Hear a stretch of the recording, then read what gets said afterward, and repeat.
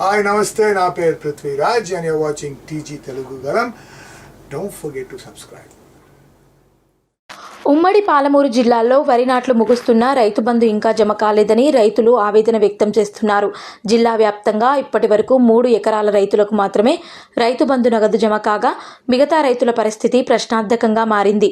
గత ఏడాది మహబూబ్ నగర్ 2.04, నాగర్ కర్నూల్ 2.88, వనపర్తి 1.64, గద్వాల్ 1.61 లక్షల రైతులకు రైతు బంధు పెట్టుబడి సాయం అందింది.